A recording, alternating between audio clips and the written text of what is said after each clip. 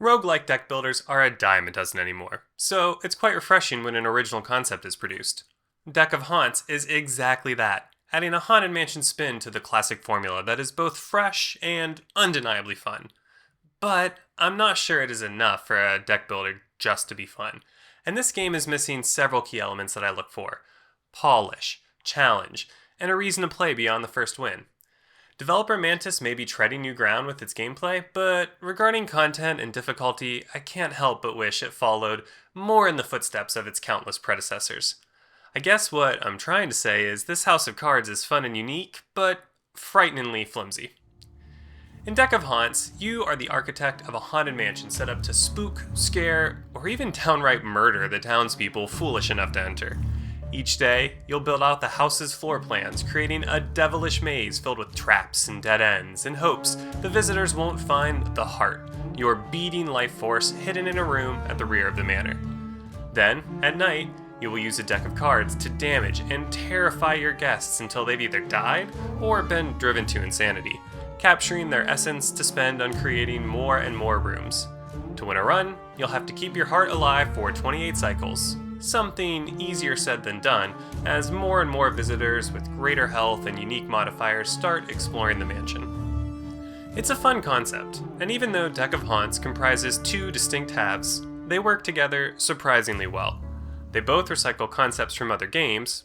Combat uses the standard draw 5 cards and spend 3 action points formula, but the ways they lean into the theme and interact with each other elevate Deck of Haunts to be more than the sum of its parts. For example, the more complicated a floor plan you create, the harder it is for visitors to navigate the mansion, giving you more turns to deal enough damage to eliminate them before they reach the heart. The art expertly captures the spooky old haunted house vibes, and the animations and flourishes when playing cards and dealing damage are enjoyable. Every once in a while, a visitor will make a humorous little quip as they're exploring, and the sound effects are silly and melodramatic, giving Deck of Haunts just enough brevity to prevent you from feeling like a psycho killer. I wish it had even more of a sense of humor to make me feel better about decimating the population of whatever town contains my haunted mansions, but it didn't severely detract from my experience either. Playing Deck of Haunts is undoubtedly fun. This combination of deck building and house architecting opens the door for several unique mechanics that make the gameplay feel fresh despite existing within an incredibly crowded genre.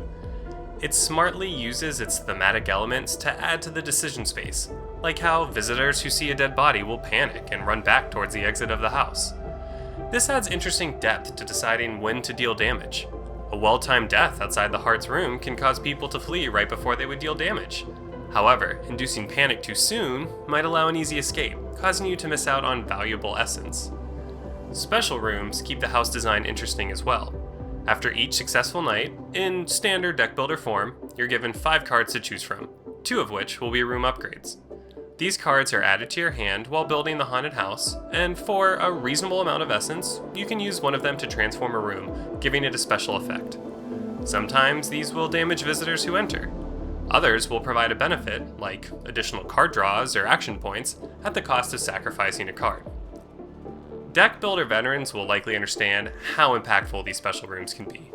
The ability to easily remove a useless card is incredibly powerful already, let alone when paired with an additional benefit.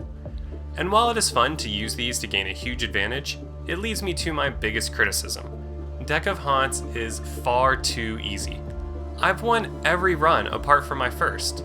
On one hand, I appreciate that Deck of Haunts gives you unique tools to experiment with, and I had a lot of fun breaking the game, finding these synergies and abusing them for my benefit. On the other hand, discovering these exploits came far too quickly. After one attempt, it became abundantly clear how I should build the house to maximize the number of rounds before visitors reach the heart, utilize trap cards to give my build consistency, and exploit timely deaths to panic visitors I would otherwise struggle to deal with. This could easily be forgiven if there was some sort of scaling difficulty system like Ascension in Slay the Spire or Covenant levels in Monster Train. Unfortunately, Deck of Haunts lacks any progression beyond the usual complete runs to unlock new cards paradigm.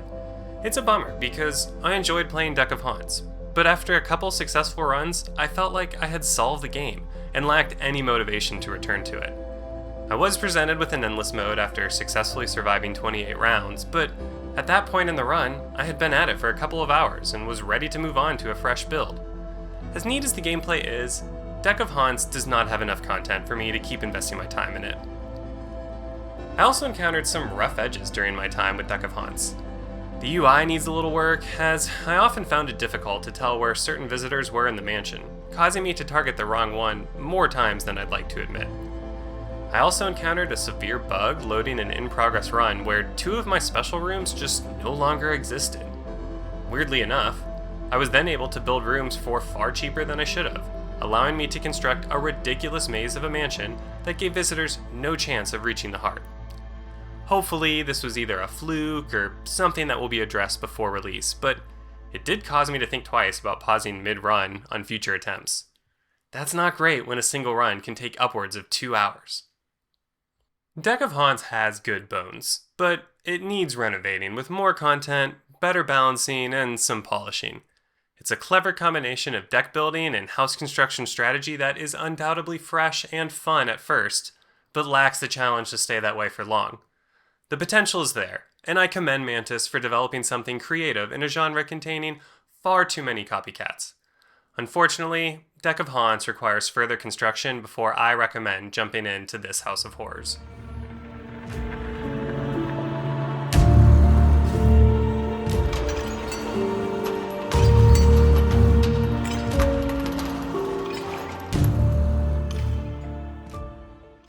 Thank you for watching.